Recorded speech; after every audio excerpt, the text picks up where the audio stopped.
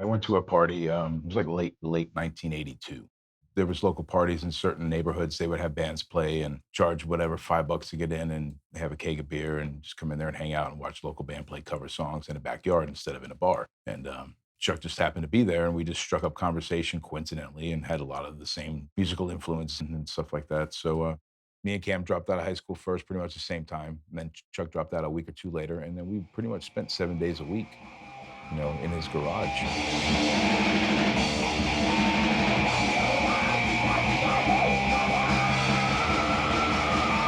Everybody heard the music because when he started the band Mantis, it started coming from the garage.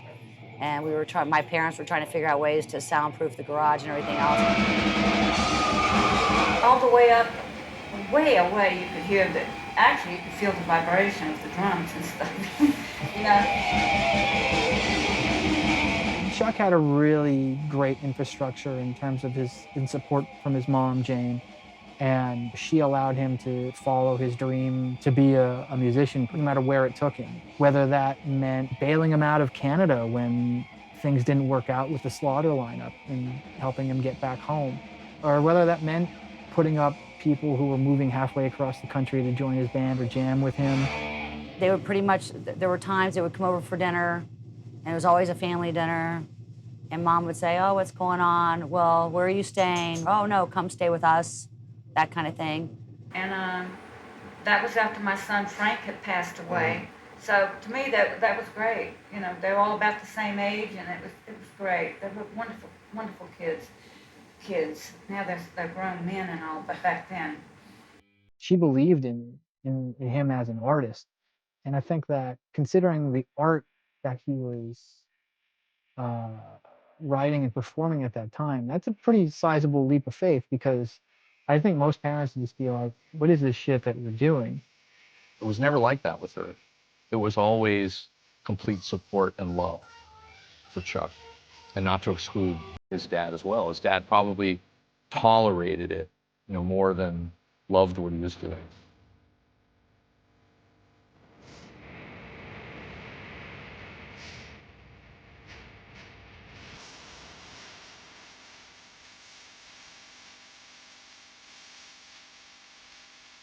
And we both had a mutual friend that went to school with me.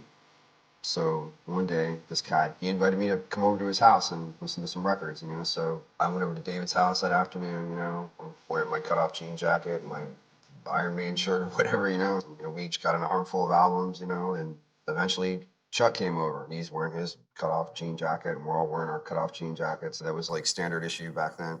And on the back of his cut-off jean jacket, he had this drawing on the back of it of this crazy, evil-looking creature. It said Mantis across the top of it, And then along the bottom it said Florida's original death metal band. At that point I hadn't heard Possessed. But I asked him about it. I'm like, what's that? And he's like, oh, that's my band, Mantis. We're Florida's original death metal band. He said it just like it was written across the bottom of the jacket. And I was like, cool, death metal, right on. Okay, haven't heard of that yet.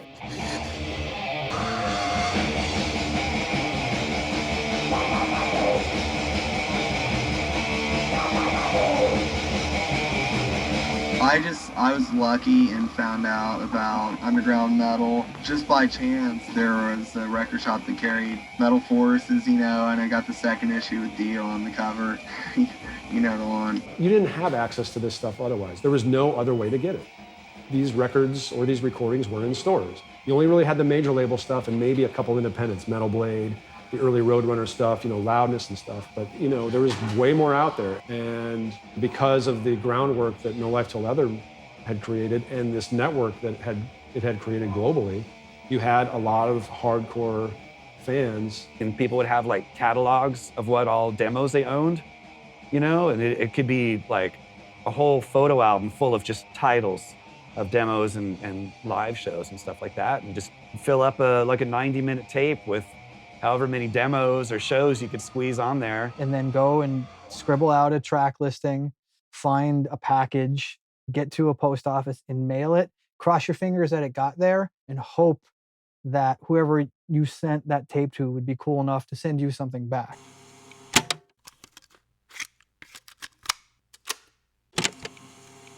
I didn't realize until Frank the mailman said, Jane, I'm a little worried about Chuck.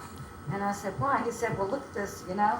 It was addressed to death and stuff. And I said, he's doing all that in his room. And I remember that Chuck in his bedroom had all of these envelopes, and he would be on the phone, and sometimes with really big phone bills to my parents, talking to people and trading tapes back and forth.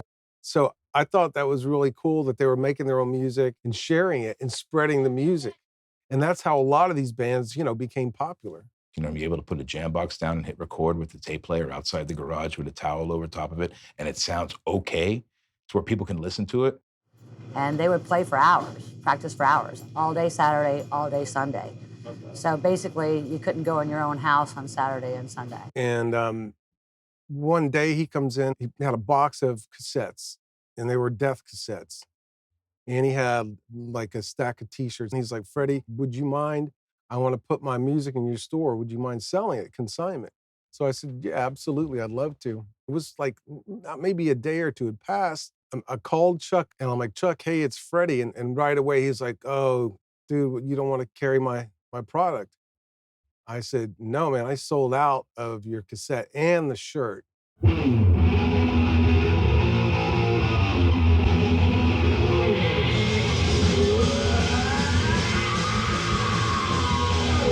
So a friend of mine works for a small radio station in our area, and she came up to me one day and said, hey, this guy is looking for new members for his band called Death. And I was just thinking to myself, there's no way it's the same band and the same guy, because I'm already into this. So I said, yeah, give me the phone number, let me call it.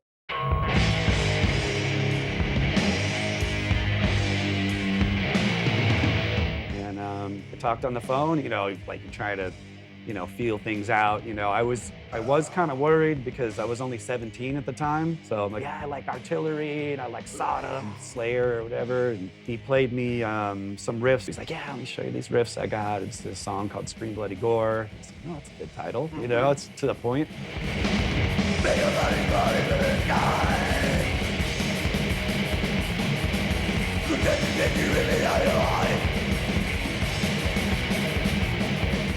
I got the Sadist DTP demo, Death to Posers. I'm like, oh, okay, local band, cool. And they're fucking badass, that tape is a screamer.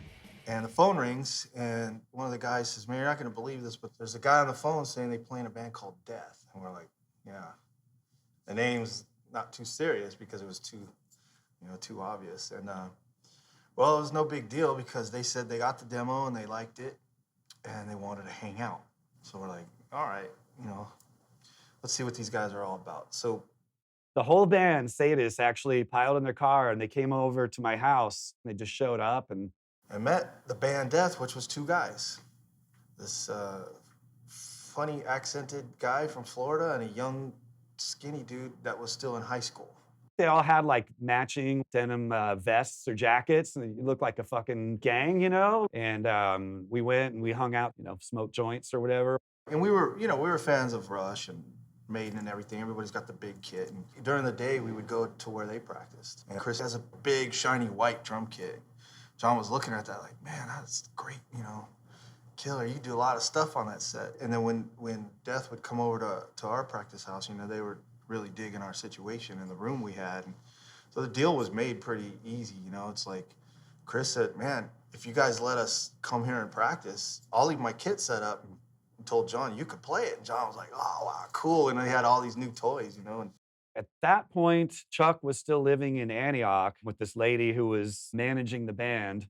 And she found this little studio and we rented a bass because we didn't own a bass because it was just me and him. We couldn't find band members, ironically. It wouldn't be like that nowadays. I remember being super happy with how it came out. It's pretty crushing.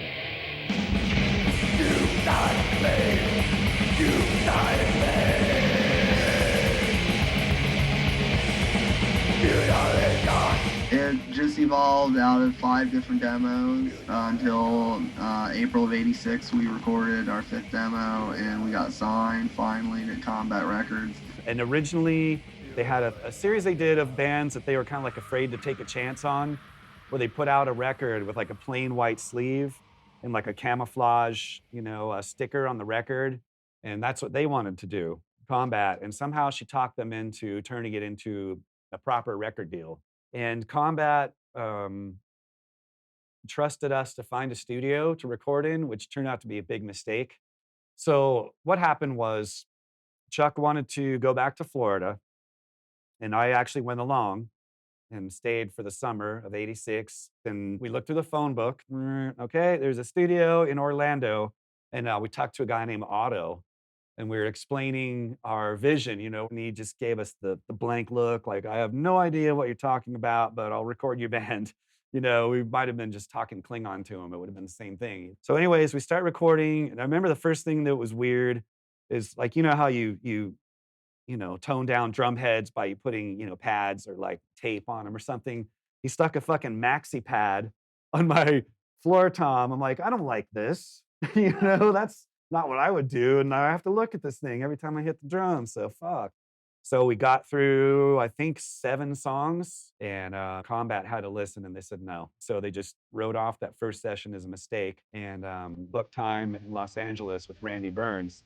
And that was insane for us. So like, yeah, we worked with fucking Randy Burns, The key to Scream Bloody Gore sounding the way it does is Randy Burns. Randy had experience recording heavy thrash. So he was able to have some kind of frame of reference and didn't like throw his arms up like, what are you guys trying to do here? It was like, all right, this is what you want to do. Got it. Let's do it. That made all the difference in the world.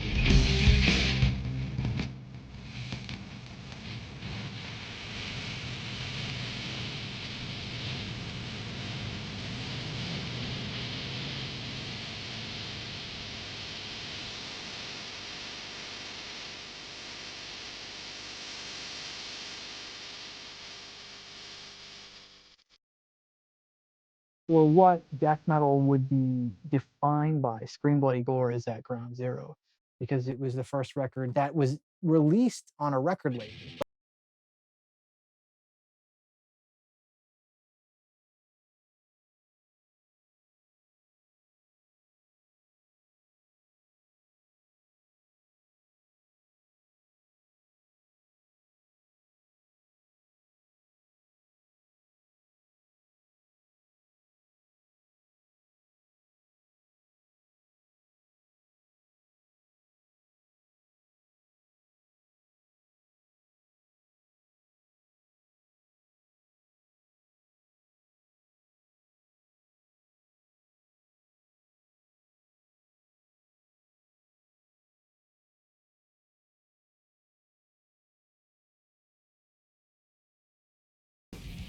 The test pressings arrived with 2 pieces of cardboard cut out with the vinyl in between it, and I guess somewhere in transit, the temperature got to them and they got warped.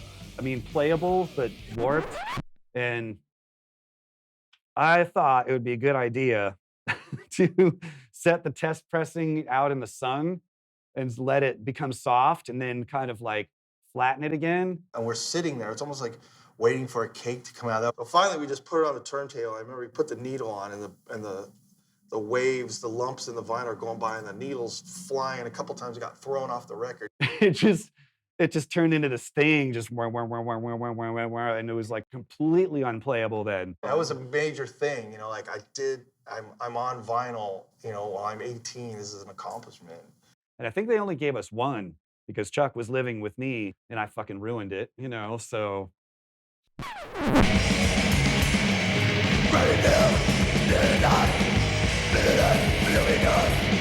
Steve did learn the set, and we jammed with him in the Sadist jam room. And we had plans for shows. We were starting to draw the flyers with the Death and Sadist logo. We had the set ready to go and all that, and then Chuck said, hey, I'm gonna go back to Florida and, visit my folks and whatever, go home for a while. And then some time went by. Well, actually, I think quite a bit of time went by, like a few months, because I filled in with a band called Desecration for a while. So I didn't want to get involved in another like full-time band, because as far as I was concerned, I could be in Death still. And then Chuck finally said, hey, dude, I'm here to stay. I don't want to come back to California, And so, I was bummed, I'm like, oh, well, that sucks, but okay. And he's like, well, if you want to come move out here, we'll just keep on it and, get some other members. And and just keep moving forward. Massacre did a tour of the East Coast. We came home from that tour, and And we were supposed to open for Megadeth and Overkill at the Armory in Tampa. And we got to the show and we're told we weren't going to play. Megadeth's management had one of their other bands come in. Massacre was kicked off the bill. Well, at that same show, some guy came up to Rick and said, "Hey, Chuck's in town. He moved back to Orlando." So a few days after that, Rick, he went to Chuck's house. Without calling him or anything, and I'm showing up at the guy's house. He doesn't have a freaking clue why I'm here. So I just said, "Hey, man, this is what's going on. If you have any interest, give me a call." So he called me the next day, and I called Bill and Terry, and they were really excited. We learned a few songs, and we got together and jammed. It may have literally been 3 or 4 weeks that we were together. The first show was at Milwaukee Metal Fest. I remember actually on the flight going to Milwaukee, going over each song, like, okay, because that's how fresh the songs were in my mind.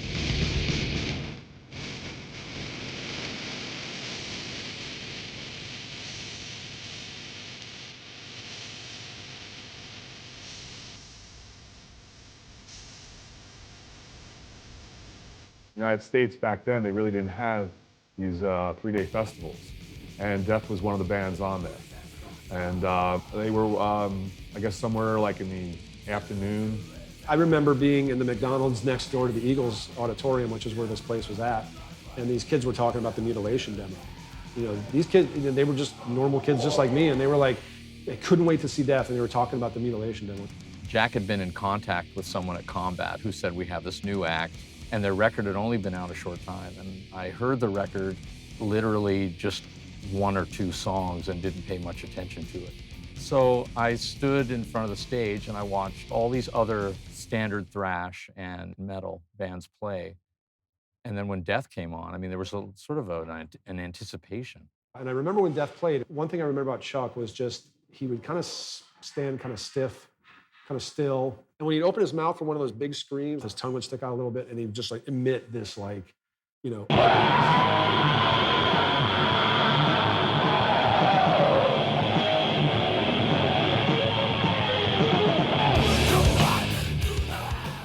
So I was backstage meeting people, talking to people, and I eventually made my way over and introduced myself, said, my name is Eric Greif. I'm a manager, promoter dude, and I live here in Milwaukee. He had a card that said Death on it and had an address, and for giving out to people that he tape traded with. And I got in contact with him. And that was like their first real tour where they came up that far and played shows on the way and on the way back. We started rehearsing more and more after that Milwaukee Metal Fest. And when word came down that we had a tour lined up, we'd already started writing new songs, and Chuck was presenting the songs at practice. Hey, check out these riffs. A couple of songs Chuck had already completely mapped out and had them already written, He would just play and Bill would put beats to them. We actually started playing a few of the songs from Leprosy on the Scream Bloody Gore tour we did. We had already had 2 or 3 of those songs.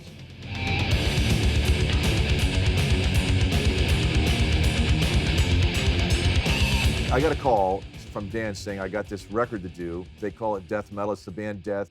And Scott, your assistant, can he do the record with me? Because I always worked with Dan with the Sabotage and stuff like that. And then I also went and Scott asked me, can you help me set the mix up right? So I went in and started the mix. But for me, Chuck and I were just telling jokes to each other while I was doing it. And then Scott had to do all the hard work. And when I heard the final mix at the time I thought it was amazing. Now when I listen back to it, the drums are hair loud, blah, blah, blah, whatever. But I thought at the time it was just like the most amazing thing I'd ever heard in my life. It was my first time in the studio. It was all new to me. The other guys had been in the studio recording an album or demos. I had Scott Burns staring at me, Rick, Chuck, Bill looking at me, the producer looking at me. It's like, come on, He was a nervous wreck. It's not like he can't play the songs. He played them on tour. Played them at rehearsal. So I was kind of thrown in the fire on that.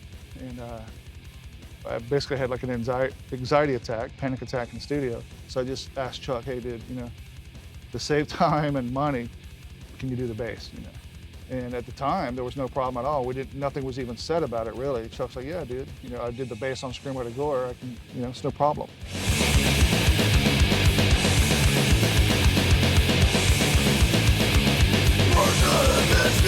I was living in the dorms at the time, University of Iowa, and my roommate and my dorm partners, the other guys that lived in the hall, were pretty used to the metal that I would play fairly loudly at the time throughout the day. And I remember getting Leprosy and playing it full blast. It made people aghast. What is this music? It just was like so obscene to ears that have never heard anything like this.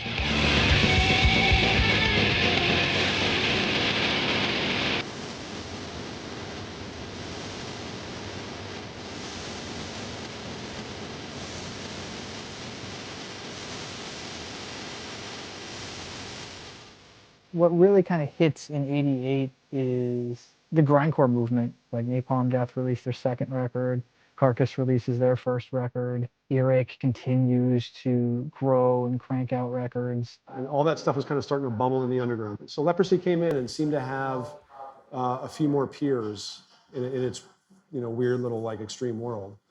Productions were getting slicker. Slayer had South of Heaven, Metallica came out with Injustice for All, Voivod were maturing. The first Sanctuary album, Fate's Warning's No Exit, came out. That was a pretty big album at the time. They're very dry. They're very sort of clean albums. Leprosy was still just total ferocity and brutality and dirt, but yet it was being conveyed really well. The recording was really great. When he was writing, he had hooks in mind. Even as early back as like Pull the Plug or Born Dead. Like, you remember the vocals, you remember the riff, but you remember the hook. There were choruses in those songs that people came back to. And at the end of the day, in spite of all the early brutality, in spite of all the later progressiveness, I think at its core, he just wanted to write good songs. It was just super heavy, but also technical, but catchy. It was memorable. And I think that's what Chuck took from all of the bands that he admired is a lot of these bands that he really looked up to and loved to listen to, they just wrote really good songs and really kind of catchy songs. And you can be the heaviest band in the world, but you can still write a hook and write a catchy song.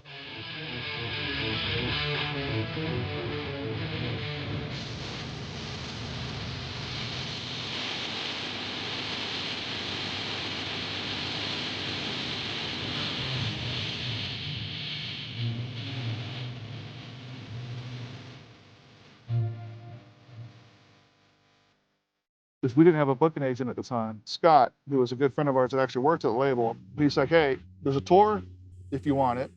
It's you guys and Dark Angel. So 2 of the 5 acts that were in the video would tour together, and it sounded like a great idea on paper.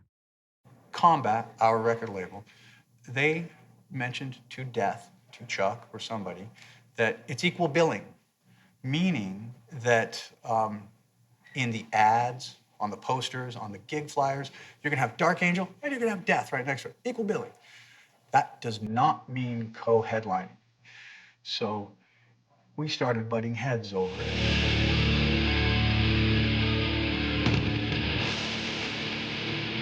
The wording was just simply that Death would be billed at the same percentage of space or whatever. Clearly, Dark Angel was more well-known than Death and had an album out more than Death did. It was implied that Dark Angel really was the headliner. To me, I'm like, whatever. We're on tour, promoting our album. Sure enough, somewhere around Milwaukee or Utah or somewhere, that was it, I just remember an incident over drum risers. And they wanted Bill to set up in front of the riser and Gene to set up on the riser, and everyone was rolling their eyes. His demands were starting to get rather cockamamie.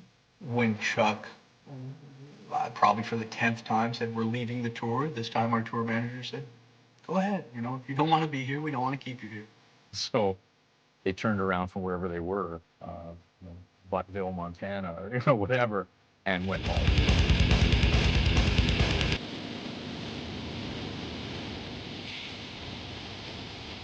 Again, we first time in Europe, which seemed like, we all wanted to get to Europe so bad. When we got there, it seemed like It was just an alien world to us, you know. Equipment was in one van, we were in another van traveling. I think the van was driven by the promoter's wife, and he would just get on the phone and be like, I'm gonna die. We got hotels every night, which whatever, we were sleeping, there was no problem. But after about halfway through that tour, again, Chuck's like, I had enough of this. So we quit the tour and came home. Yeah, that was kind of the pattern. Was when I was in Milwaukee trying to run things for Death in my office, a lot of the time I felt like I needed to physically be there. They would rehearse in Chuck's mom's garage in Altamonte Springs, and that was 3.5 hour drive. So we would, load into my Wagoneer and go to his house, watch the band rehearse. Right at the tail end before Rick was released from the band, we actually started working on one of the songs that was on Spiritual Healing. I think it may have been the song Spiritual Healing. Legion of Doom, which was one of our first songs, other than we had a song called Mantis. Legion of Doom riff, he was on Spiritual Healing. Yeah. Bam, bam, bam, bam, bam, bam.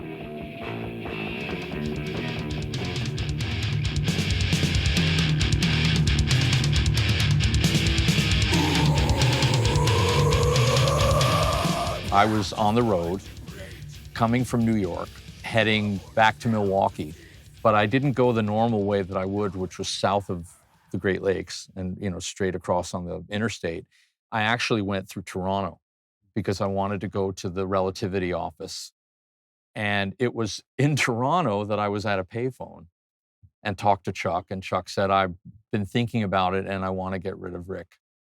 And so I phoned Rick right away from that same payphone. Eric had given me a call. I was in New Jersey at the time, and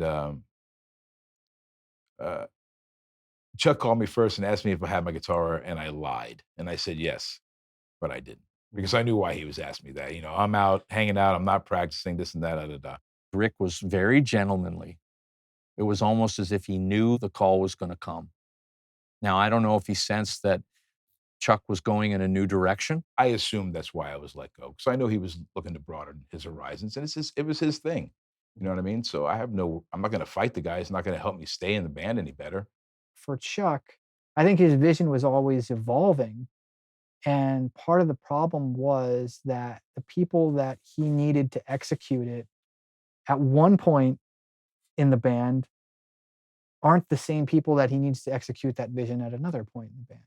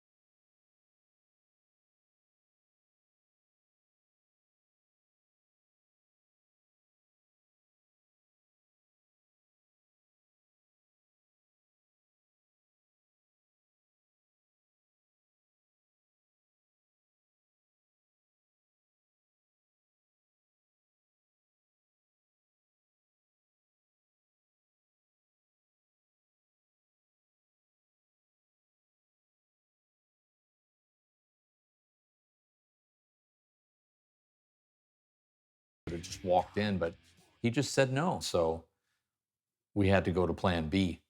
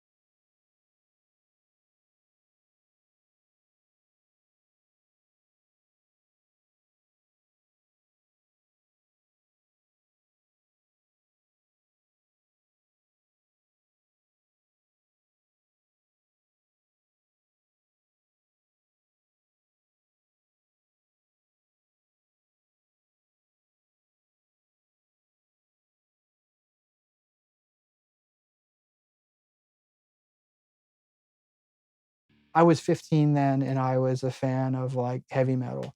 Like I liked stuff like Metallica or Iron Maiden or Def Leppard or whatever. And I had a friend of mine who was infinitely more adventurous than I was, and he acquired spiritual healing and Beneath the Remains, and he basically played them for me, and I recoiled in horror. I was just like, I don't know how anybody can be into this. This is just like, this is crazy. Oh, do you really like this?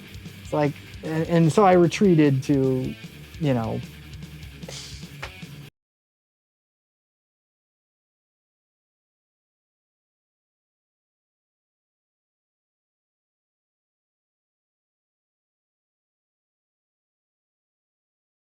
It was just a little bit less heralded because it was the third one. It wasn't anything new anymore. Yet he was still taking it into new areas. It was just as powerful, I think, as the first two albums lyrically, because it was horror, but it was real horror. It was stuff that was actually happening, and these awful things. Death is a band that I can put my personal outlook on certain things in life into, and I think it means a lot more when you're singing about something other people can relate to. That's why you don't hear Death singing about demons flying down and plucking nuns from the earth. You know, that's idiotic. That's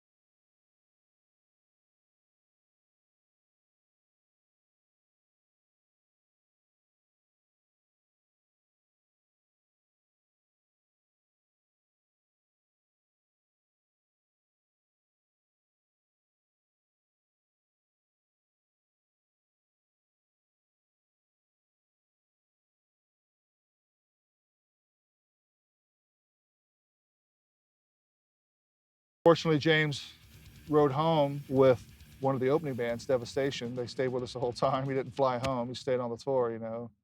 We came home for a couple months, and we actually started writing songs for Human. And we were to go to Europe. Walt Tranchler was our sound man. We had known him for years. He had run sound for us. Called him up, said, hey, we're fixing to do a tour. We need a lead guitar player. Are you interested? And he said, yes. So Walt drove from Texas. He stopped by Chuck's house. Uh, Merciful Fate was blasting through the stereo. Someone was vacuuming. Walt's knocking on the door. No one's answering. He sees someone peek out of the blinds. Then the music turns off. No one would answer the door. So he calls me. Hey, what's up with Chuck? You know, he won't open the door. I said, dude, come to my house. There's a bunch of, crap going on. He really dreaded getting on that plane and going to Europe. And he was also going through a period of fatigue with keeping a personal life going. His pets, his family, his girlfriend. And at that point in time, we were in a litigation with each other. He never said anything to us about what was going on. It seemed like everything was all right, But the thing with Chuck was if he turns his back on something, over time it will go away. A couple tours have been canceled in the past, same thing. Cancel a tour, lay low for a couple months, and then everything smooths out. But we had signed contracts and we had all this stuff laid out already. Merch was already made. Techs were already hired from Creator. There's a lot on the line. So I called the booking agent. The booking agent called Chuck's mom. She was Chuck's power of attorney. And basically what we worked out stated that, Chuck wasn't going to Europe for the tour. He didn't want any part of it, and he wasn't going to be held responsible for it. So me, Bill, and Walt drove to Orlando, and Chuck had signed the paper. We signed the paper. Everyone got a copy, and that was that. And so they left, and they got Louis, and they got Walter. And then I got a call from my lawyer. You're never going to guess who just called me. Look, they were young. And I think that everybody had their points and everybody had their feelings. At first, Chuck was angry about it. But I think as, the days wore on, I think that he was more thoughtful and pensive about it. And then it turned into, instead of anger, more of a sadness. about it. You know, Death touring and I'm in Florida is just a really incredible concept, you know, in general. And, you know, it depressed me at certain times, and I tried to get over there at one point, and it's just not a very good situation. There's a lot of, you know, bad things going on out there as far as, you know, feelings towards me in general. And so, you know, I didn't make it out there, unfortunately. I wanted to, but never did. About 3 or 4 weeks into the tour, Chuck called the booking agent in TCI that was in New York, represented us, and told him, you know, his head was a little more clear now, and he felt like he could go on tour. He wanted to be part of the tour. And Mitch Carduna from TCI told him, dude, you cannot go. They'll, yeah. And he couldn't understand that. That's my band. He's like, well, contractually, through the label, they're 2/3 of the band over right now, you know? I mean, that's just the way it is. And, you know, Creator don't want you over there, you know, just because of what happened, you know? You know, I was with Bill and Terry for quite a while, and we were definitely more than just band members. We were best friends. So that's also another factor that's really a drag when you lose members. Sometimes friendship is involved. And we knew at that point when we did that tour that, okay, we're not in Death anymore, you know? We're fulfilling this tour and this contract and all this as Death, but we knew that when we came home, obviously, that was it. But if he had just talked to us, you know, we we would have talked to him, and maybe, you know, we could have tried to work something out. I want to just keep moving forward and have a record each time around where people can say, wow, you know, that's a lot different in a way from their last album, but still be the same. You know what I mean? Yeah. Have a fresh approach, but at the same time, have it where someone can put it on and they can say, that's Death, except a lot better. Therefore, you're not getting the same Death album twice, and you never did. And he continued on this kind of path. That path led to a lot of fallouts with musicians he was working with, and he got a reputation for being difficult to work with. I think it was more just having this solid creative eye, this vision that was not going to waver for anybody or anything, and that's how you get to a record like Human. So when Sadist, we were actually sharing a bus with Obituary, and we were both support bands for Sepultura. This was November of 1990. We came through Florida, and Chuck came down to the venue in Orlando early in the day and invited all 4 Sadist guys to his place, and we just went and killed the day just hanging out, watching Watchtower videos on his TV, and made some good food, you know, and just hung out there. He had told us that some previous guys had they had a falling out and they went on tour without him under the name Death. And he was ready to just start over with a completely new lineup. Well, at the moment, you know, I'm working on new material, got half the record down right now. I got friends of mine from the band Cynic, you know, the drummer Sean and guitar player Paul are helping me out, rehearsing. They're, you know, gonna help me out in the studio, and so it's really great. And then I guess when he started having problems with his lineups, or I'm not even really exactly sure what the reason was, you know, he asked Paul if he thought that I would, you know, be interested in doing the record. So when I got the call from Chuck and was like, of course, you know, and then it was gonna be like, well, is he gonna want me to, it's gonna be interesting. What is he gonna want? And so to me, that was exciting news. You know, I'm a friend of Chuck, fan of his music, I'm a fan of Cynic, and I'm picturing this union. And as the tour progresses, we get up to Milwaukee, I think, and where Greif was kind of part of this Milwaukee Metal Fest. And the headliner was Sepultura, and then Obituary was on that tour, and then, of course, Sadist. And Steve just walked in, and I just said, hey, hippie. Congratulations, you're going to be on the next Death record or something. I'm like, what? So I think I found a payphone and called Chuck, and he goes, oh, yeah, I was going to ask you.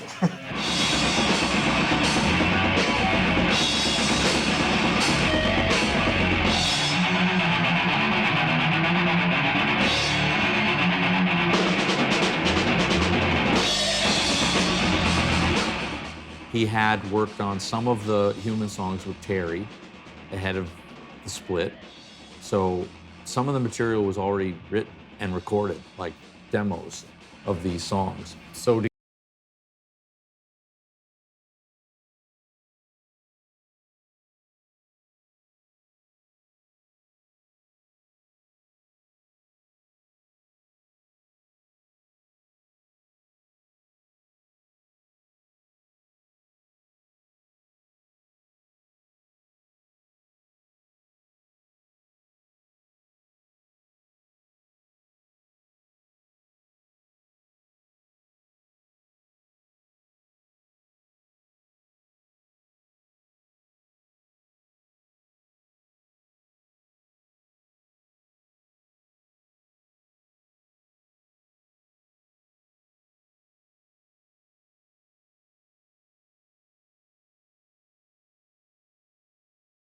He just said, okay, well, this is how I play.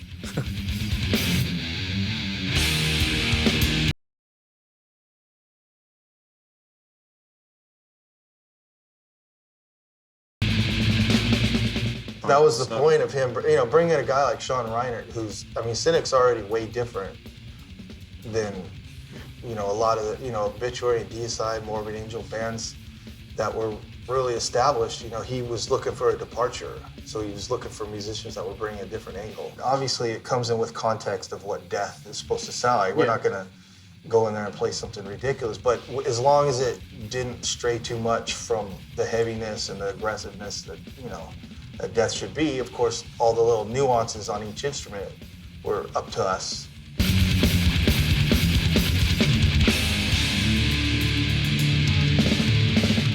I was so nervous. I was so nervous. It was my first real, legitimate record recording session. I just remember, losing sleep, the week before that. And we'd been rehearsing this. We'd cut demos. We came pretty prepared for Human. We had some time. We used the Cynic warehouse down in Miami to work out Chuck's ideas and even add our own ideas. So we came pretty prepared. So it was easy going.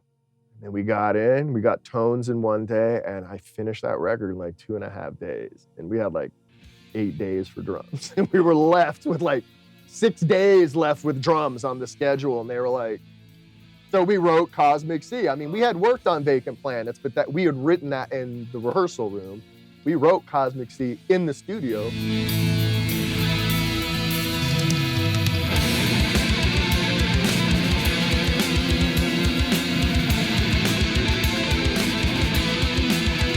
I've always been writing my material without a bass player in some way or some form. So with me and the Giorgio, we're just, going for it. We were just breaking shit down. Oh, we can do this here, and we can do this here. And it was easy with Sean because, he had a completely different approach to it. He was playing the beat, but it was almost like polyrhythmic to what the riffs were. And so that opens up this huge gap between the guitar riff and the drums for the bass to just cruise back and forth between everything, between the melody and the rhythm. We spent quite a considerable amount of time on that stuff. So it was a little bit of a disappointment when the mixes came out and he was kind of buried, and because there was a lot of stuff that was matched up with me and him, you know what I mean?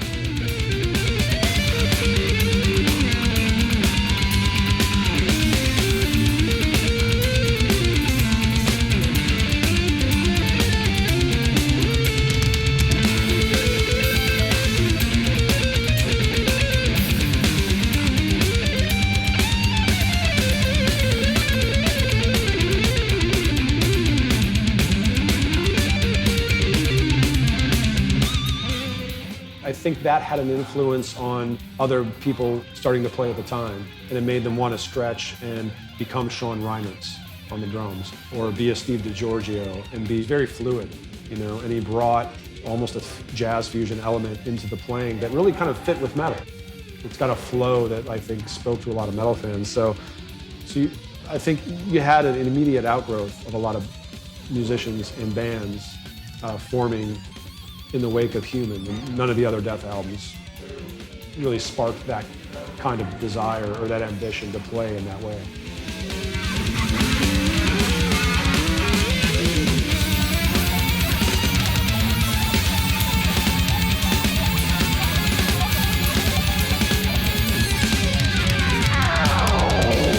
Because there were other death metal records that I picked up first.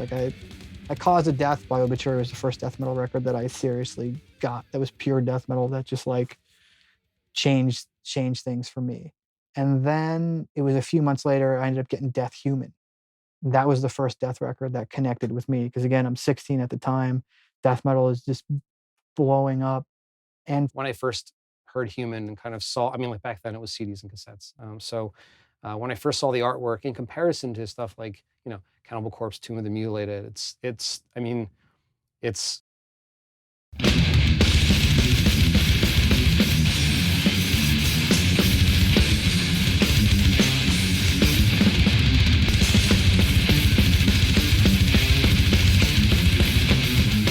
just more far out there. And it's one of the things that I really loved about that record at that time too, because you'll have Morbid Angel, Blessed Are the Sick. And then there's Human, where it's just really kind of like different. At the time, it was different. When you brought in Sean and Paul and Steve, they had so many different backgrounds between the three of them, musical interest and musical tastes. I mean, it still had that, that basic raw aggression in it. There was just so much more to it, I think. You know what I mean? So many more textures. Something like Human seems more extreme to me than spiritual healing or even leprosy, even though technically it's less barbaric and not nearly as heavy in that old school traditional sense. But this idea of pushing stuff and stuff being more musical for that matter. Just progressing, becoming more involved with your instrument, making things more interesting for yourself as a musician. It's just a natural thing. As long as you're a musician and you're serious about yourself and your instrument, it's only natural to progress on it. And it's not necessarily becoming more technical, it's just more musical. So that's what resonated with me, and that was something that was like, this is different. This is something that I'm into. And from there on, I was a full-on Death fan from that moment on.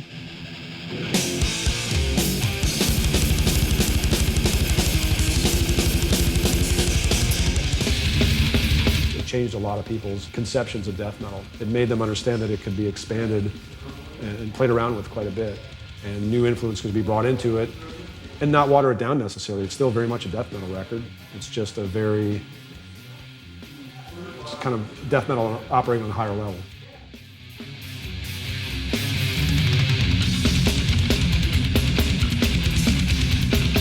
Death metal kind of evolved from this weird little thing in the late 80s to, by around 1991, 1992, this movement that had multiple bands that were selling hundreds of thousands of records. There were real media outlets like even MTV and covering these bands, like getting real attention. So we just, like everybody else, thought we have to do a video. This is important to us now. And we went to Relativity and we just said, we need a video. That's what's happening right now. And I distinctly remember being like 16, sitting in my bedroom and having like an old VHS cassette in my VCR, like waiting when the triple thrash threat would start to hit record so I could get like this like 4-minute video of death somewhere. Like, you'd hope, oh, maybe they're going to play it this week. So you'd sit there and try to get it. But I know that I certainly was not the only person who saw that video, and it really kind of exposed them to God. But what became striking was the European metal press writing about the fact that Chuck had an inability to follow through with tours. And that became a problem. I think maybe we get the inconvenient stuff out of the way first. Yeah, it's okay. So let's talk about the European disaster, right? So why didn't you make it to Europe? What is the reason behind it? They knew that he had bailed towards the end of a tour, and so we're thinking, this guy doesn't want to be out there. And now there's another tour with Creator, and rumors were that Chuck wasn't going to show. And then when he didn't show, that was it. It was very difficult going back to Europe with Human. Nobody believed that it was going to occur, really. And all I can do is say I'm looking forward to making it to Europe finally. And I hope people show up and, support the music. And, that's about it. I mean, you know that a lot of people are fed up with the band right now. Right in Germany, there's a lot of people pissed off. So you got to win them back somehow. So will this band make it to Europe at last? You sure? Yeah? Exactly. What if not? What if not? And come back in another life as an acorn. And that would suck. Seriously. And I said to him, okay, so how do you want to work this? And he said, well, I would like to buy everybody new instruments. We'll use the equipment for the North American tour, and then we'll ship it to Europe and use it. I'm like, what? Why do you want to ship it? because it's our equipment and I want to work with my own stuff, and we'll get transformers so they can be plugged in. And what am I supposed to say? All right, it's going to be crazy. And so because we had nothing left, I had to do a deal so that the bus would be fronted by the British promoter who had the British dates that we were doing at the end.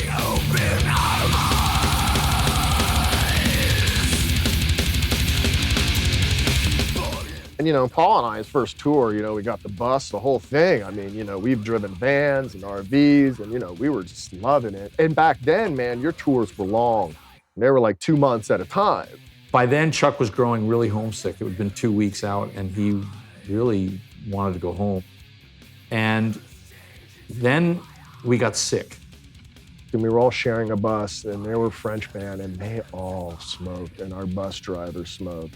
So we were traveling literally in just a 40-foot fucking secondhand smoke capsule. And Reinert collapses. He gets very, very sick, has to be brought to the hospital. Then I, being a diabetic and not paying attention to my health, I got sick. And then Eric had to go to a hospital, and then that's when it fell apart. So I stayed, and the idea was I would keep in touch by phone from the venues.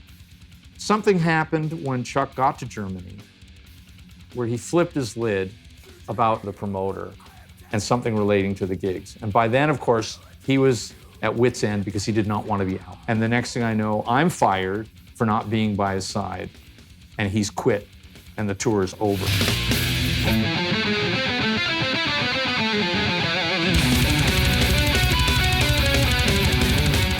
And I remember Barzo Vogt, you know, threatening Chuck with lawsuits, and it was definitely, it was just a weird situation because, you know, we were totally caught in the middle of that thing, you know what I mean?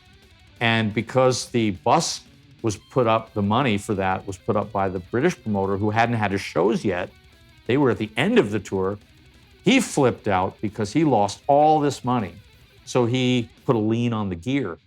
Our gear got taken. So my drums, Paul's guitar amps, and Mike Prees and all that shit were held hostage. And we were now signed and supposed to, you know, write and record a record. And it took us like 9 months to get our gear back. And he gathered the guys together, and somehow they made it back to London for the flights back home. Because of course, the flights were from London 2 months later. So they had to negotiate their way to get back on their plane. And it was Chuck saying Eric, and Eric saying Chuck, and the bus company saying the entity death. And then that's where everybody, you know, it kind of turned into Lord of the Flies. You know what I mean? Everybody just like didn't know who to trust, and it turned into this whole weird situation. Well, we cut it off 2 weeks early, actually. We did 6 weeks of touring. And then the financial part of things completely fell apart due to people mismanaging our funds, things not being paid, a lot of things. It was a nightmare financially. Tour-wise is great. The audiences were great. People were really, you know, they accepted things, and it's fantastic on that level. But financially, it's a disaster, and you cannot tour without funds. You know, we do not make millions. This is not a big money-making thing. Any notion of us sitting at a table and having a discussion before the tour about what we need to do if you want all your gear sent to Europe and not that we don't just rent stuff, all of that went down the drain. And someone had to be blamed, and so it was very convenient to blame the manager. I never had any resolution with Chuck, unfortunately. And I never really had a big fallout with Chuck, interestingly enough. I never got the phone call. I got a phone call from Steve DiGiorgio saying, hey, dude, we're in the studio right now and Gene's playing drums, you know. The only thing I'm upset about is just not the communication, you know, hearing it from somebody when they're in the studio. It's just like, really? Just call me, dude. You know, I understand you have a timeline. You're a professional. You know, this is your living. I'm not going to be angry. I'll be disappointed. But so anyway, that's a whole other part of that thing. But the whole lineup went on to do their band, which they still had together at the time when they were helping me out. And so they're doing their thing now, and that meant I needed to start looking for new people, and luckily that wasn't any problem. I lucked out and got a hold of Gene, formerly of Dark Angel, and called him up, and he was into jamming out. And that was rather strange. You know, I was in the process of leaving Dark Angel when I got a call from Void one morning saying, hey man, Chuck is, you know, looking for a drummer. And I talked to Chuck earlier and, you know, I brought your name up. You know, whatever happened, I called Chuck a day later or whatever. And I said, hey man, you know, Void called me and said that you're looking. He's like, yeah, are you interested? And you know, it was completely just like we picked up our last awesome conversation. You know, we just kind of picked it up from there, and everything was great. And within, you know, a couple of weeks or a month, I was in Florida, and we were rehearsing in his mom's garage at that time. And Scott came up from Tampa, and he bought Chuck a little 4-track. You know, just like, hey, you know, you're not going to record your demos on a ghetto blaster again. You know, here, taught us how to work it. And then to top it off, I got Steve back jamming again. He's taking time from Sadist right now, who are still together, you know. And so it's been fantastic. And we got Andy LaRock from King Diamond to come down and do some lead work. So, you know, this is Andy LaRock from King Diamond coming in. You know, this is the man. And Chuck had picked the songs he wanted Andy solos on, but instead of sending him the whole song, he just recorded the little segments where the solos go. So Andy said he received this tape, and it was just these little blurbs of music, and he was kind of, he wasn't really locked in. He was out of context, you know. He didn't have the vibe of the song. He didn't know the whole mood. He just had these little parts. Chuck was like, here's where you play. And Andy's like, I'm not feeling it. So he had showed up and said, yeah, I listened to the tape, but I didn't really listen to it. I didn't sit down and analyze it. I didn't really prepare something. And Scott was like, oh no, here we go. You know, this guy comes all the way in from Sweden, and he's just, you know, and he was only scheduled for a couple of days, really. And he's like, how are we gonna get this done? This is brutal. We're gonna have to start from square one. And he just looked over me and Chuck and shrugged and said, don't worry about it, guys, you know, it'll be okay. Just push record. We'll see what happens. And Scott takes a big sigh. All right, here we go. Hits record, boom. And he lets something rip.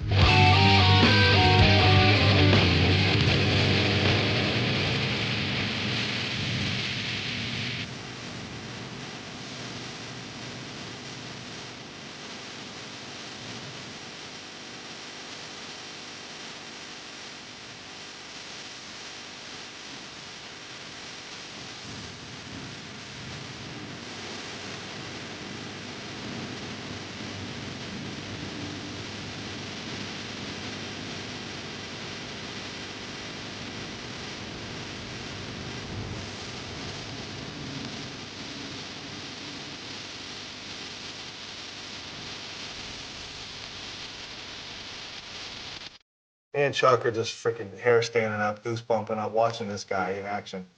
We get to the end of it, and then he's like, kind of laughed, like, "Oh, well, I'm just getting warmed up. Give me another run through. You know, let me do something for real." And Scott goes, "Hold on, let me set you up another track. I'm keeping that." I don't know if he really prepared it home and just kind of played it off, or if that's just what comes out of that guy. But whatever it was awesome because he was knocking his solos out, and not only just playing a cool melodic solo passage with very, very few takes. But as soon as he would finish a take and we all got the nod around the room, like, that's it, he would say, roll it back to the top and give me another track, and he would double it, note for note, inflection for inflection, and was just nailing what he just did, like in a harmony position or something, and it was like, holy crap. I don't ever try to control what people play. I just said, come in and let loose, let the metal flow, and that's exactly what happened. And it's great to be able to get people that you know, that you're friends with, and that are really professional and strong at what they do and have their own identity, and that is crucial within any type of music. You have to have your own style, whether you play piano or whatever, you know. He had made it clear during the recordings. I think he even made it official one day. We just went out for lunch. It was something like, hey, we've been offered like, you know, a 2 or 3 week run over in Europe, and might you be available for it? It's a festival thing that we're headlining. We weren't expected to in the recording to go out live, but he said, you know, I'd really like to have you guys there. Are you willing to do it? And, you know, we just looked at each other like, hell yeah. You know, go out and play this material we just helped invent. You know, that would be great. Death will always remain a growing band because I think there's definitely too much of a limit being put on death metal right now with this big rise in satanic stuff and just brutal lyrics for the sake of being brutal rather than putting some thought into and trying to conquer what people already think of heavy metal and death metal or hard rock in general. So I feel like I won't put a limit on this, and I want to keep continuing to grow as a musician and as a person in life, and to try to put into the music what I learned, so to speak. I think he made it clear that the scene, the death metal scene in and of itself was for a lot of people really kind of a limiting box to be in. You know, like it was always be more extreme, be brutal, be this, do the sickest stuff ever. And I think he didn't want to do that anymore. And I think he realized that, like, you know, where do you go? Like you can't just keep pounding out those kinds of lyrics all the time. And if your heart isn't in it, you don't want to fake your way through it. So for him, I feel like it would be pretty natural for him to kind of react negatively to the idea that he was just a death metal guy. It was, and you saw him do that. You know, obviously he said it in interviews at the time, but like he would kind of like go against the grain, I think, really in like really, I think, fun ways, especially with like the t-shirts that he wore. That shirt that he wore in a Headbangers Ball interview where he's got the cats, the little kitties on them, like stuff like that was always like, you know, nobody else would do that. Nobody else had the balls to do that. And it was just basically, it was fun, but I think it was also kind of a fuck you, you know, like you don't have to be this brutal all the time. And like, what is the point of it? And really, are we all really this brutal all the time? Is this really how life is? Now, on the other hand, Death went out in like what appears to be like a pretty high budget video. Actually, it's very budgeted. Where did you film the video? We filmed it, actually, part of it was outside in some natural springs in Florida, and the other half was shot 2 hours away in some warehouse in the middle of tornado land. And because looking at the video, I mean, it looks like it was like in some rainforest or something. You went and spent all the money on it, and it's a nice video. Thank you. We're very happy with how it turned out, definitely. With, you know, 40 seconds of a death video, that could hit anybody at any point in time. I mean, was it spawned out of like a love for the music that was being played? I don't know, but they rip everyone apart, no matter how good the music is. I mean, White Zombie, Crowbar. I mean, Crowbar are one of my favorite bands, and they just totally rip them apart. But I mean, like it then becomes a part of the mainstream when you have such a popular show like Beavis and Butthead featuring death. And the fact that Chuck's only real job was in a Del Taco when he was a teenager. I mean, I think that's classic.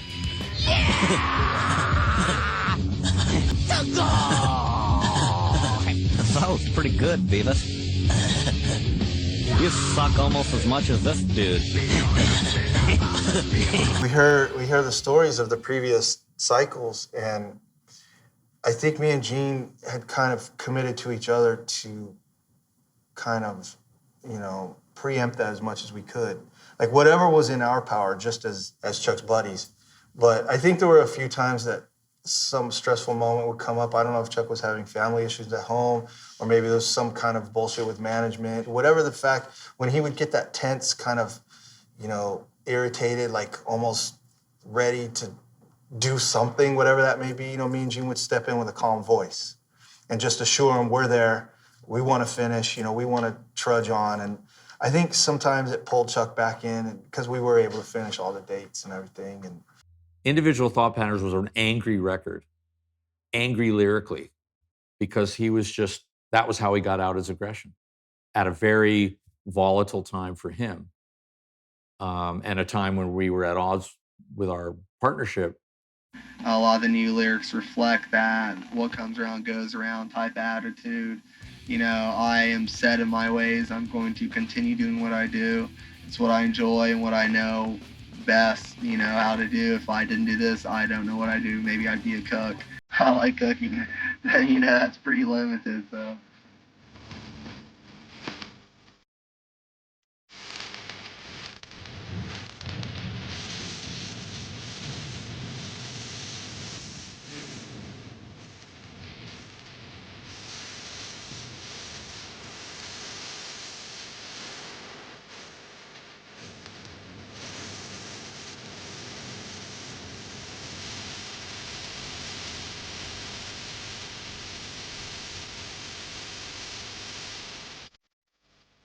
he put a lot of meaning. There was some stuff, if you read between the lines, it was a way for him to express himself, and he was honest about stuff, but he was a whole lot bigger than his music. It's obvious he was a complex guy. Everybody knows that, you know. I don't think he wouldn't try to take things. It wasn't like he was personally attacking people. It wasn't like that. He was wound a little tighter than most people. So I think sometimes when those stress issues came up, it really, I mean, he was right on his last coil and it just got to him. So we would see times where he would drift into that mode, but I think a combination of having maybe guys that would determine, like me and Gene were, you know, trying to bring an air of calm to the environment. Plus, I think it was Chuck was maturing too. We were all getting older. I think he was able to kind of control himself too. So it just seemed to go a little smoother that year. I don't mean to dwell, but I can't help myself when I feel the vibe. This is a memory. When symbolic songs were being written, I was going to be in lineup for that, and I was called to Florida to work on the new song ideas with him and Gene. Yeah, I essentially moved into Chuck's place for a long time. Him, myself, and Steve DiGiorgio. We had an 8-track recorder now, which is still not a lot of tracks, but I remember there was no way we were going to get a decent drum sound to make demos. It just wasn't going to happen. So we would work out the songs, we'd play them, and I had my drum machine with me. So what I did is I just took my drum machine, everything that we play in the afternoon, I'd spend hours at night replicating on the drum machine. And we'd have a great sounding demo where I'm in the drum machine, I am playing exactly what I'm playing live.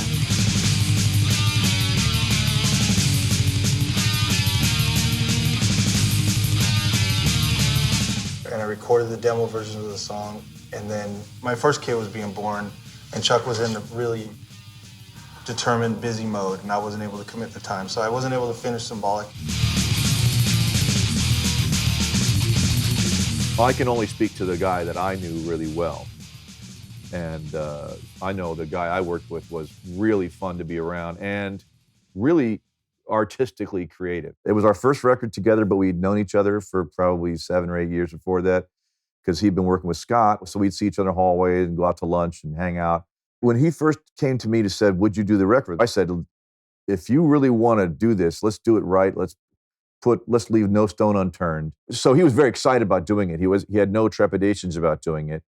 He just wanted to make sure that we didn't just say, okay, that's good enough. It was always, no, is that good enough? Yes, it's good enough. Okay, let's try harder. Let's do even more. And Chuck really wanting to make a big step forward on the record, all at the same time. He kind of wanted to break his own mold a little bit. There was no hiatus going on. There just wasn't a lot of live activity. I know there was Voodoo Club and then Voodoo Cult, but I did know that Chuck was like, yeah, I just did some project with some guy. Valdemar Sorikta, he produced a lot of the early Century Media records, and he was also in Grip Inc. I think that was his project mostly. It was kind of an earlier supergroup. You didn't have a lot of metal supergroups at that time, and that was one of the first ones, but it didn't have a US release. I don't believe it did.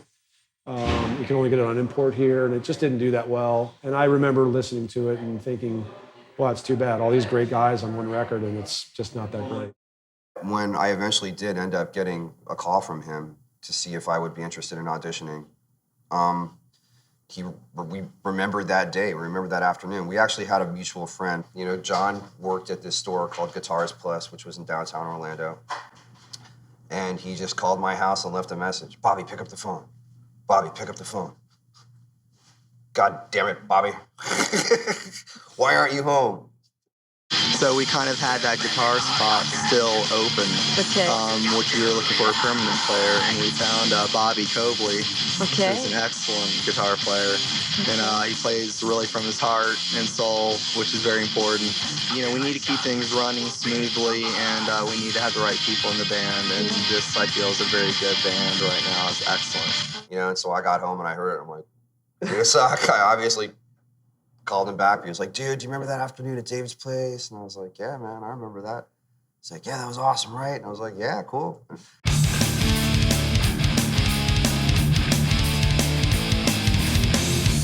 with Symbolic, Chuck's riffs were starting to really explore his love of 80s power metal. It's like he went back 10 years and really started, letting his metal flow.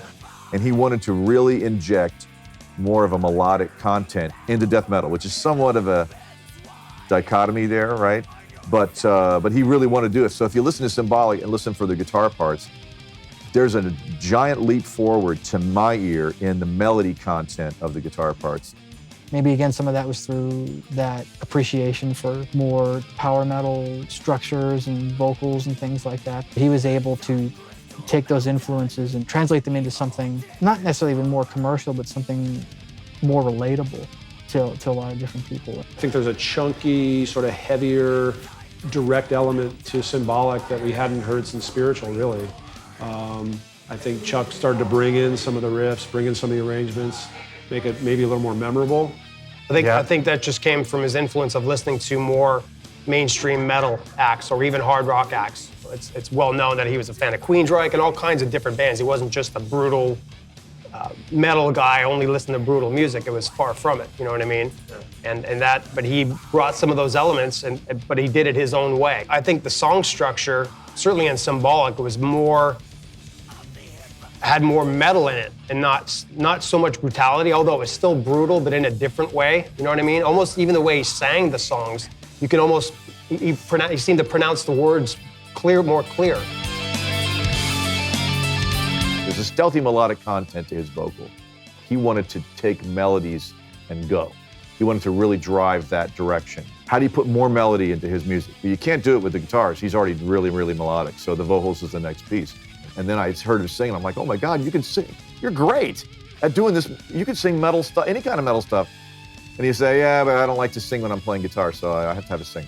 I still wish I could have recorded Chuck actually doing the vocals for it. I had like another version of the record, but that was never done. I think that the last couple records in particular, Symbolic and The Sound of Perseverance, are records that I think they were lost to a generation of early death metal fans, and I think people only kind of began to rediscover them as time went on. Because clearly he wasn't kind of, doing the usual death metal thing. He wasn't sticking to the stereotype. He wasn't playing with all the usual tropes of death metal. He was always moving forward. And I think by the time Symbolic had come out, there really wasn't that much great happening in death metal at the time anyway. So naturally he would want to distance himself a little bit from that. And again, Chuck just wanted Death to be a really, really super heavy metal band. That's it. Nothing more or less. It's just that he was ensnared by his band's name and his band's logo. You can't get away from that. Right, it's a pretty brutal name, definitely. At the time, I wanted something, extreme, something brutal, shocking to go along with the music, and now I would probably call it something different, but it's kind of stuck with us. I think the name definitely hinders the band to a certain point, but at the same time, people really dig it, and hopefully they just take it as a name describing the sound that we started with. If you had a Jeff Tate type vocalist, a vocalist that would grasp the invisible orange, wah, Chuck, that was Chuck's action right there. He would complain constantly about fuck, I wish I didn't have to sing on this music. I wish I had a real singer doing this because then I'd be really happy. But it wouldn't be Death. Roadrunner would flip, right? If suddenly Chuck sang and, Chuck could sing. They would have flipped because they were expecting Death and the fans were expecting Death. So what the heck is Chuck supposed to do? So in his mind, he invented Control Denied at that point. It was going to be more of a melodic project with him just playing guitar with a different singer. And he was just kind of like, dude, I don't want to deal with this anymore. He just wanted to do something bigger. He felt like the death metal thing had kind of been done really, really well by him and other guys up to that. And he wanted to say, let's do the next thing. Let's go farther. I don't know if that's something that a lot of people realize, but yeah, Death was actually over as a band after the Symbolic tours. At that point in time, Chuck's relationship with Roadrunner had pretty much gone south. People were getting boxed in it became like really, really a stiff genre, which is exactly backwards from the way it got invented. The original death metal stuff was, let's be outrageous, do new stuff, be totally different. And then a few years later, be totally different as long as it's exactly this, and just one little thing. Don't go outside of that. Well, you don't say that to Chuck Schuldiner. Don't do anything different. Would not work too well with Chuck. This is not a test of power. This is not a game to be lost to one. Let justice be done. We were in Europe for about probably maybe 5 or 6 weeks or something, maybe 4 weeks. And Symbolic was just coming out at that time. I remember after one show, we got the latest, whatever huge magazine in Europe it was. The back cover was a Symbolic ad, and it had 4 other albums from 4 different death metal bands. And this is when Chuck was really trying to get away from that tag, you know, just flat out. It's what he was trying to do. He didn't want to be called death metal. And he called the record label screaming, raging at him. I told you not to do this. I told you not to do this. Fuck you. I would rather break up my band than work for you anymore. Then a few days later, I had done something to piss him off. And I had really never done anything to piss him off before, but he got pissed at this. And then the last 10 days of the tour were just absolute misery, you know? We were touring with the English band Benediction. And we had a night off from the tour, but Benediction had a gig that night, and it was somewhere in Germany. And so we ended up going to the gig, and we just parked outside, but we didn't do the gig. Benediction did the gig. So anyway, Benediction was like, oh, you got to come up and play a song. You got to come up and play a song. It's like, all right, well, whatever, you know, we'll see what happens. Anyway, Chuck stayed on the bus. You know, Brian, bass player Brian, Gene, and I ended up going inside and checking out the Benediction gig, and there were like 5 people in there in the audience. There was nobody there. I mean, there was like literally like 5 fans standing in front of the stage, and then aside from that, it was just the staff of the place. So, you know, we're just kicking back, having a couple beers, watching the show. And all of a sudden, Benediction's like, we're going to have some musicians in death come up and play a song, you know? So me and Brian are just kind of looking at each other like, okay, what's going to happen? And Gene started getting up on stage, so it's like, okay, I guess we're on. So we went up and we got up there and we're like, Kakonka, we're standing around. We didn't know what to play, you know what I mean? We're just kind of standing there looking at each other. What are we going to do? What are we going to do? And it's kind of like, well, come on. You know, Gene's like, come on, let's play something. I'm like, what are we going to do? It's like, okay, Chuck's nowhere to be found. I'm like, let's play Zombie Ritual, all right, in front of these 5 German fans, you know? And our sound guy, Paul, happened to be hanging out there. And who's gonna sing it? I don't know. Who's gonna sing it? Paul, can you sing Zombie Ritual?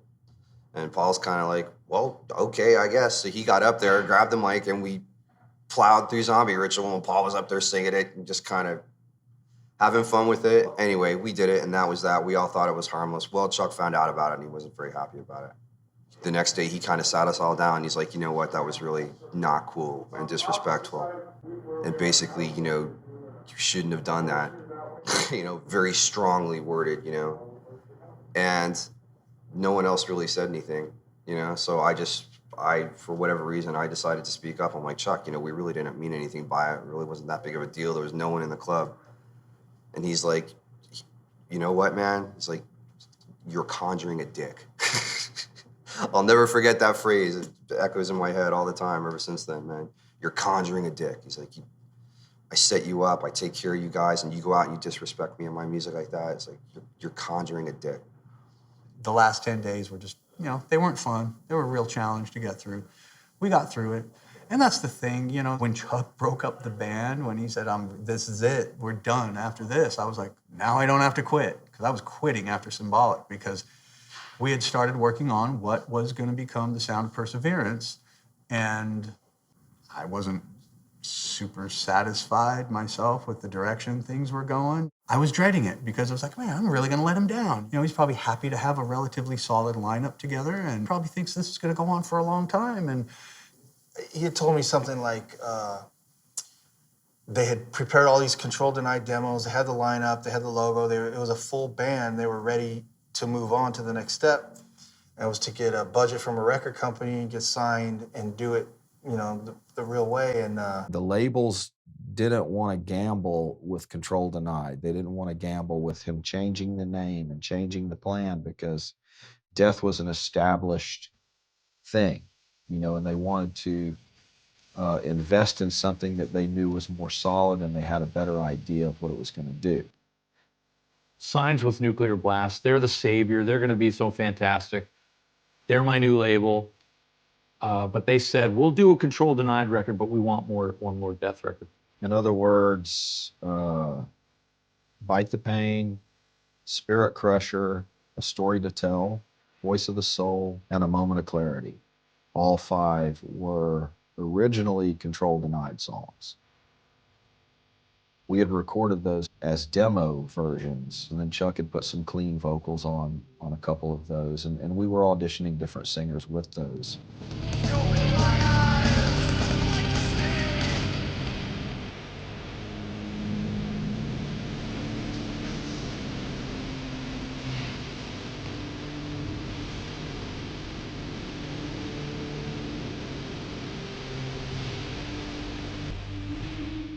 When I got to Metal Maniacs in '97, it was as a fan of Chuck and Death.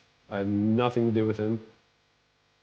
And then suddenly, Borovoy Cregan, who now runs Blabbermouth, he was the news columnist for Maniacs at the time. He wrote something about Control Denied that Chuck didn't like. It sort of intimated that Control Denied was being put on ice because he couldn't find a record deal and he was reviving Death. And he even intimated that Death was going to be using some of these Control Denied riffs. And Borovoy and Chuck's relationship up to that point had been a little bit strained already. So Chuck took that very personally, thought Borovoy was slagging him or making, kind of cutting him down a little bit. And I got the heat on that because I printed what Borovoy said without checking with Chuck. And Chuck came to me directly. I think I got a call one day. It was Chuck, before a caller ID or whatever. And we talked. And by the end of the conversation, he understood that I'm totally on his side. I'm a total fan. And that, I tried to tell him that I don't think Borovoy wrote anything all that negative. He's just reporting.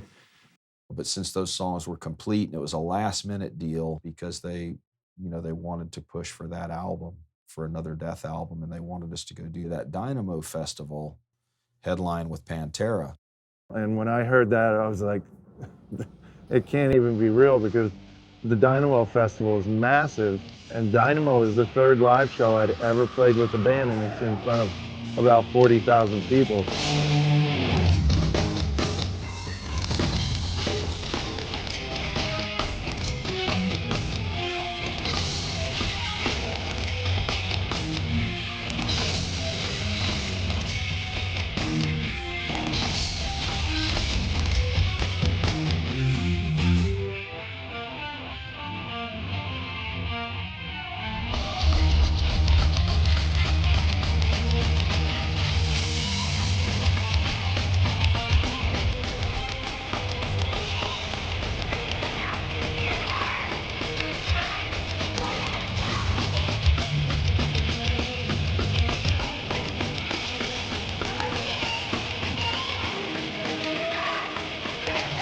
So we didn't even really get much opportunity to really even rehearse for that whole first leg of that tour. The lineup started getting a lot tighter near the end of it, around the time we got to Chile, and the shows were getting a lot better because we were a lot tighter as a unit.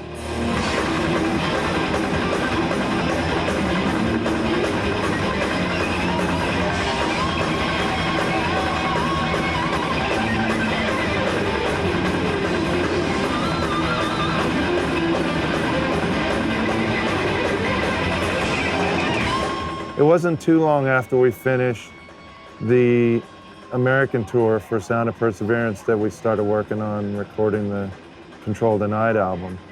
And I helped Chuck move from his house in Orlando out to his farmhouse where he had his home studio. And we were moving some heavy cabinets and things like that. And I kind of remember, a little bit after that, he had some soreness, and I thought he was stressed out. We talked about it a lot. And both of us thought that the issues he was having, the tension he was feeling in his neck and stuff, was because of tension. Yeah, he told me early on. He told me when he had like a pain in his neck or something. He said that he had asked me if I was familiar with acupuncture, and I was like, no, I have no idea. He said he was going to a chiropractor to fix the pain in his neck. It wasn't doing anything. I can't remember what they did for him. They probably made some adjustments, which did nothing, obviously. Then he went to an acupuncturist, and from what I understand, she put one needle in the back of his neck and went like this and said, go get an MRI. It was on his birthday, and the doctor told him he had a brain tumor. Yeah, I remember that day like it was yesterday. And he picked me up early from high school, which was strange. And it was my grandfather and Chuck in Chuck's van. My grandfather was driving. And Chuck's like, I got some bad news. I'm really sick. And I remember kind of being horrified because I had just not even given a thought to something like that. I mean, you don't even know how to respond or react when your best friend tells you that they have cancer. And it was just devastating. They went into the studio to do the Control Denied record, and apparently it was a kind of a bad session. And he called me and he made a cassette copy, mailed it to me, and said, will you play on the album?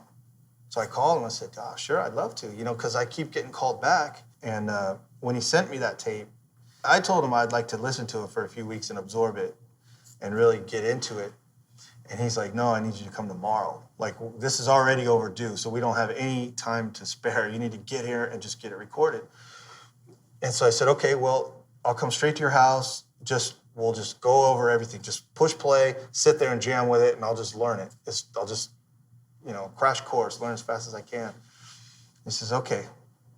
So the next day comes, and he calls me, and he says, you all set to come? I said, yep. He goes, well, I'll tell you what, I'm not going to be here when you get here. I need to go up to New York for radiation. Ooh, okay. That's heavy in two places. Obviously, the first one being, wow, you're going to get radiation. But then I said, well, like, what am I going to do? Like, I've heard this stuff like a day ago, and I need to record all 8 songs. So he says, well, Shannon will help you out. Okay. It happened fairly fast. I mean, by the time we finished the album, he was already in New York. When Steve flew here, and I was showing Steve all of the songs, and we went over there to do his bass tracks. At that point, Chuck was actually in New York at NYU, being operated on.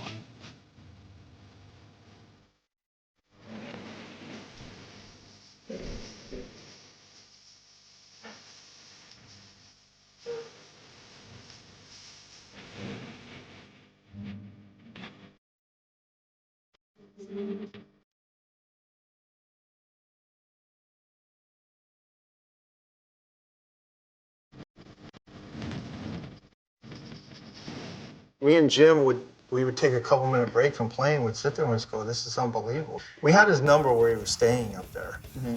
And we talked to him several times every day and played him parts of songs for him to kind of approve, and make sure we were on the right track. And so we called him on the phone and held the phone up to the studio monitor and just let the song roll.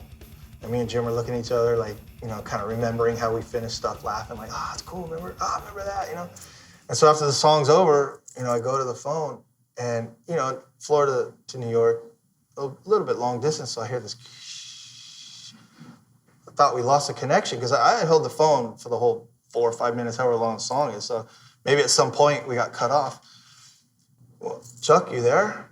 And I hear this kind of choked up voice, yeah, I'm here and stuff. Like, what happened? He goes, nothing. I was listening to the song. I said, oh, you didn't say nothing. I thought you left off. And he goes, and I could hear him. It sounded kind of like he was sobbing a little bit. I said, what's the matter, man? He goes, that was the best get well card I've ever heard in my life. And I just, right then, gave the phone right to Jim. And I was like, I'm out. I had to just, compose myself because he was up there. He's used to being part of the session. And I told him it's the first time in my life I've ever been to Florida without him there. The first time. And not only was I just in Florida, but I was working on his record, and he wasn't there like he always is. And to hear him react like that, I was just...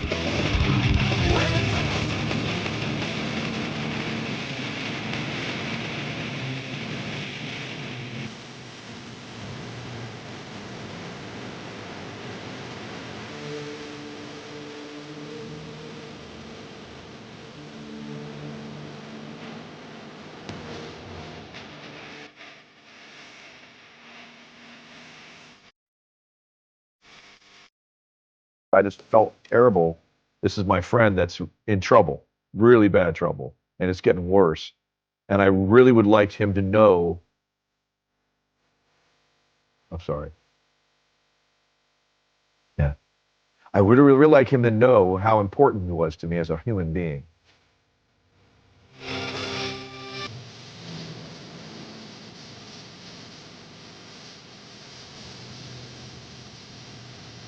It was weird because he just always assured us that even though something scary and serious was going on, he always kind of had this assurance that it was okay, he was going to go get it treated. And he actually did start getting better after that.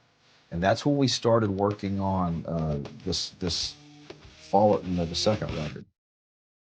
So much time had gone by from the recording of it, the patching of the bass tracks, and all that, that he was busy writing. And he was ready for the next album right away. Because I had recorded bass in the middle of '99, and by the next year, he had all kinds of new stuff. And he was working on it extensively with Richard Christie. I remember rehearsing and you know, Chuck writing the second Control Denied album, and I just remember us being so excited for this second album, and Chuck was so proud of the music. We were so well rehearsed. I went in there and we did the drums in one day. And I remember Jim Morris too, looking at me and looking at Chuck, and he was like, what's going on here? He was like, it was such crazy, unique, innovative music that Jim Morris was just didn't know what to think of it. And all of a sudden it hit him again. So with this album, When Man and Machine Collide, he had taken home those, for that reason, he had taken home Richard's drum tracks and put them on a little, 8-track digital hard disk recorder, so that he could work on it at home and he wouldn't be sitting there at Morrisound, where every time is money. Of course, that's what led to, us having to extract all this stuff from that machine and all the other issues we've run into since. But that was the primary reason, is because he knew that he didn't have the stamina, or the endurance to play through the whole thing and do it in a timely fashion. So he just wanted to bring it home. There's a possibility of finishing an album. The amount of work that have to go into it is tremendous to do it right, which is what Chuck told me had to be done. My last conversation on the phone with Chuck was, I want you to finish the record if you can, but don't fuck it up. If you can't do a good job, don't do it.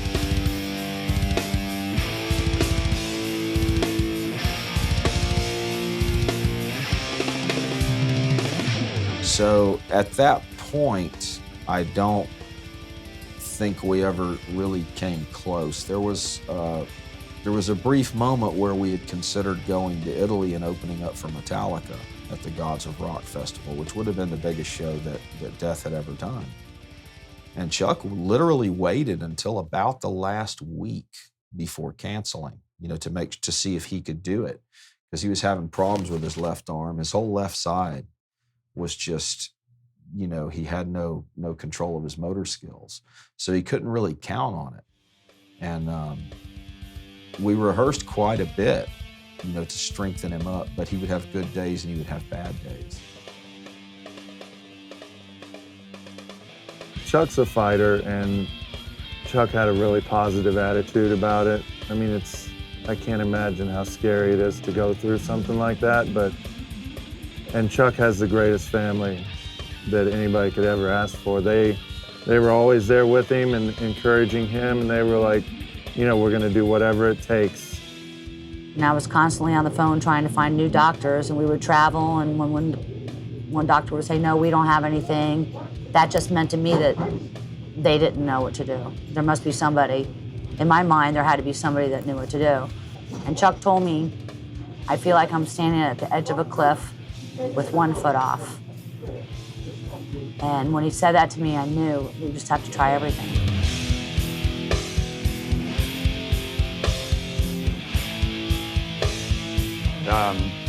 I ended up calling him. He was already like really sick, you know, and so, you know, I called him up on the phone just to say hi, and, you know, he sounded terrible on the phone. It was really kind of heartbreaking, but we talked for a couple minutes, and that was about all he could do because he was really pretty zonked out, you know, with everything that was going on. And I remember telling him for some reason about the new Voivod album. I'm like, dude, you got to hear the new Voivod. It's insane. And he's like, oh, yeah, cool. You know, and yeah. We did have this thing from Make Them Die Slowly where one of the cannibals goes, Koangia, and the other one goes, Kwa. And so we got one of those in that last conversation. It was kind of a weak Kwa, but he still did it, you know. I was like, all right, that's cool, man. And that was the last time we talked. And they did one more Hail Mary pass. And that was, there was a drug, and it was still at an experimental stage, and they really didn't know about dosing at the time. And they agreed to take the risk as a last-ditch effort to save his life. So when we got back to Florida, and he could barely walk, and we went right into a hospital. And then I showed him the pretty little pamphlet they gave me with the pretty flower on it, and they were like, oh God, it's a trial.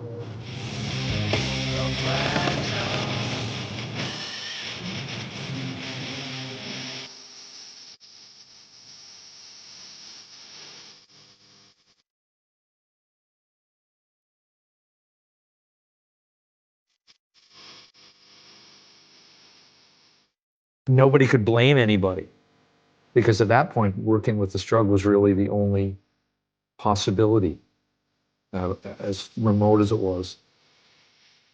And I think that when they knew that it was over, I think they decided to take him home. And they took him back to Citrus, and he passed away within an hour of being at home.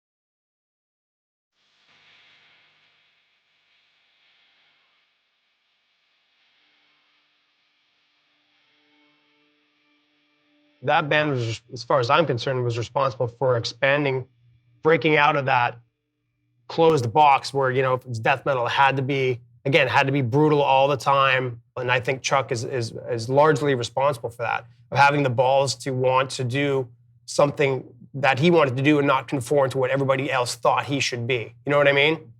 And that is a testament to a true musician and somebody who follows his own path and not caters to what he thinks other people should think death should be, or you should be like this, or you should play, you know. And somewhat there's a lesson in there for all of us, you know. Keep wanting to do better, because you never know when you're not going to have a chance to do anything else ever again. So he is a great example of growth. If you want to know the guy, listen to the guitar playing, because that's him talking to you right there. That was the guy. To me, the best musicians I've worked with are the ones where you hear them in the notes, you hear them, and I think that's where you get the real personality of the player.